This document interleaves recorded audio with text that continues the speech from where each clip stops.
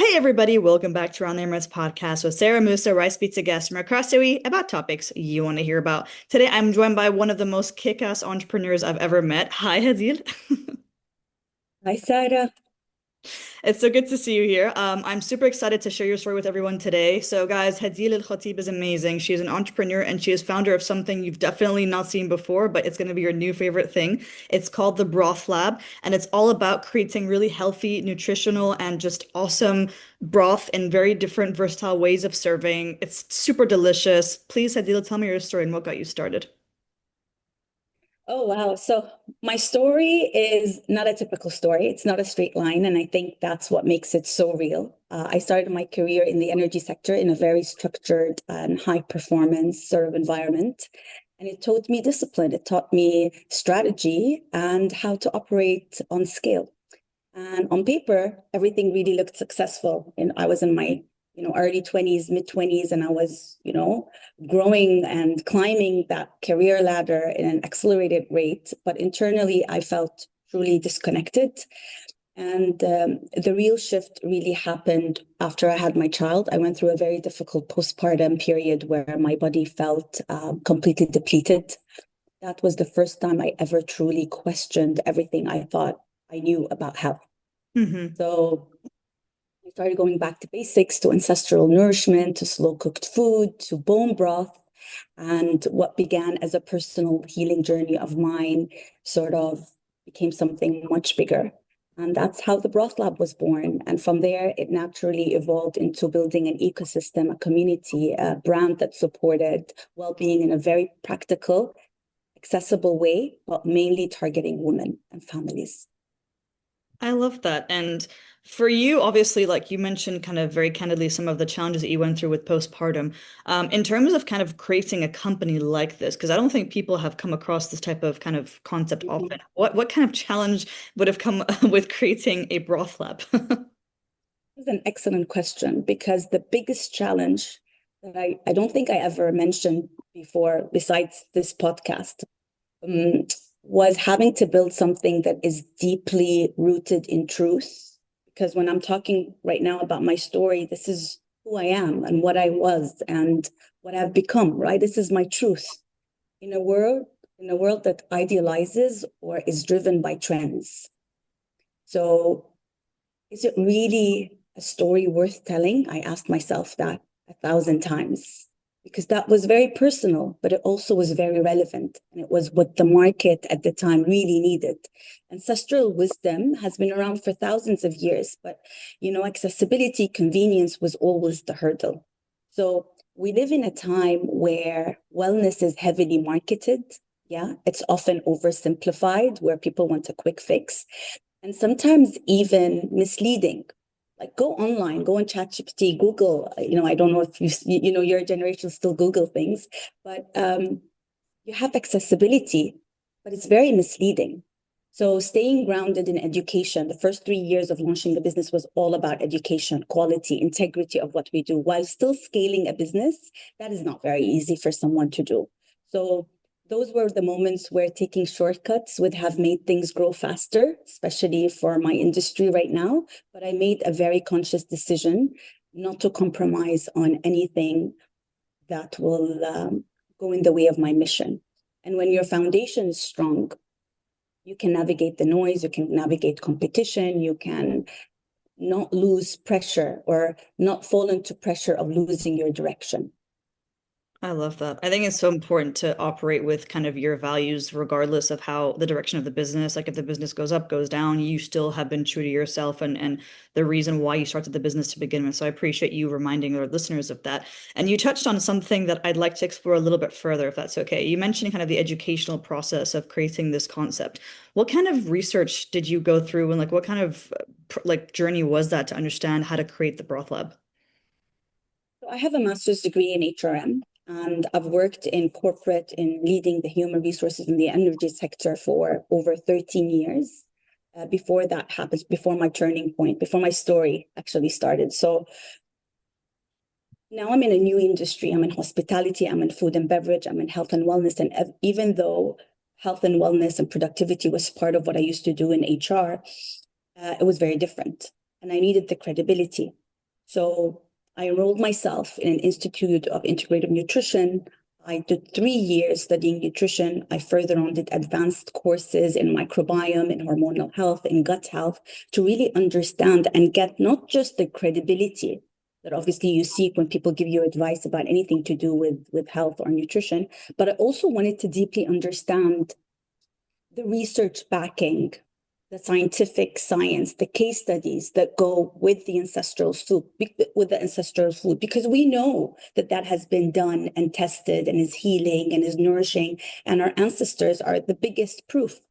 But I wanted something that the modern way of living, that the doctors, the practitioners, someone who would come there and say, Hadil, are you sure the long simmering of the broth really extracts all the minerals? Yes, I can tell you the science behind it. I've actually studied it. You know what I mean? So, and that was for the first time ever, I studied something I was so passionate about. I couldn't wait to finish the module. I couldn't wait to finish the next test. I couldn't wait to learn more about the other part of the story, how, for example, our digestive system works, why our microbiome is, our immune system, the gut-brain axis. I was so excited, and it gave me some sense of hope. Everything stops when your health stops. Like nothing really matters in life when you don't have health. That's so So that gave me sort of a direction, but also some sort of energy that pushed me through the day. I was like, you know what? I got this. I'm learning so much. I know I can, the guinea pig that I am, I can apply it on myself. And that's how the ripple effect happened. I love that. And I love the fact that you've also just kind of sent another really important message to the listener is that just because you've been in the same kind of career for 10, 20, 30 years doesn't mean that that's the career for you long term. So I really appreciate you kind of sharing that kind of turning point, that important pivot in your journey. And of course, you've obviously had It's a very, okay to change, and it's okay to change your mind, and it's okay to want new things, and it's okay to want to move. We're not trees. And I think I gave myself that permission, um, because somehow your rational mind goes like, are you crazy? You've done so well with what you know, and you've built a career about it and the credibility behind it. And why do you want to venture into something new, the unknown? It's scary. no, I completely So agree. giving yourself that permission, not from others, that validity doesn't come from others, but giving yourself accountability, the permission is so important. I love that. I think that's so important. And I'm curious, Sadia, through your kind of colorful and nutritional experience in creating the Broth Lab, was there any kind of moment where you felt like something was inspiring or truly kind of funny or crazy or wild or unexpected was happening?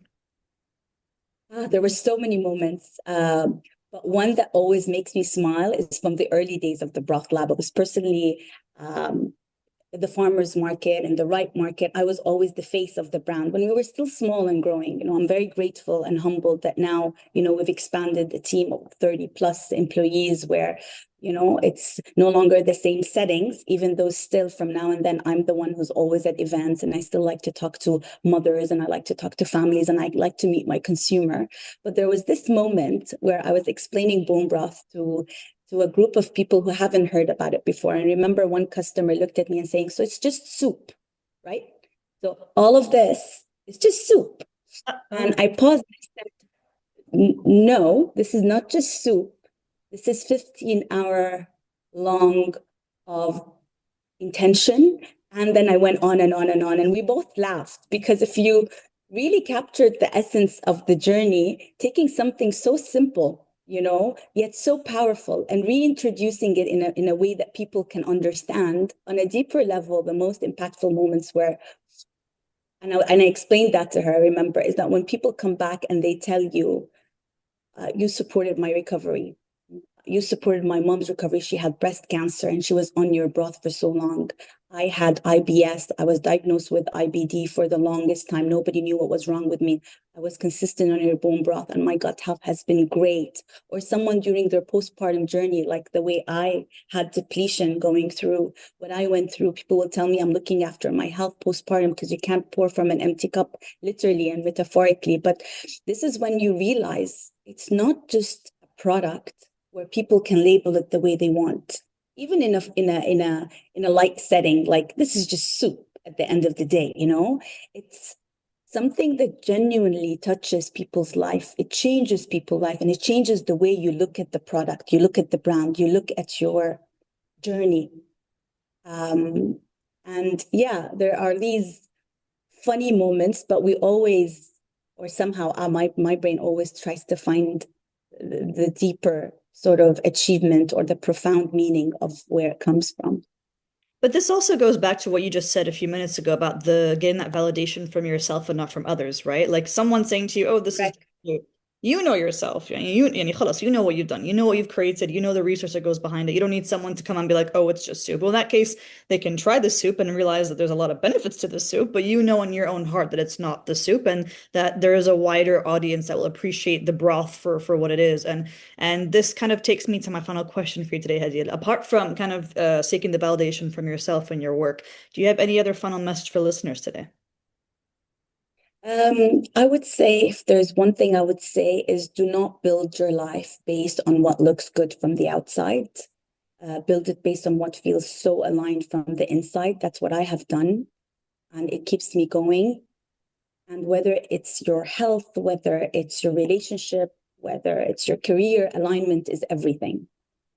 I think we've grown into numbing sort of our existence, our environment, our unwelcomed feelings, our symptoms, and do not underestimate the power of small, consistent habits. The things we do daily shape who we are long term. So your well-being with the small habits that you do today are far more than anything extreme or short term.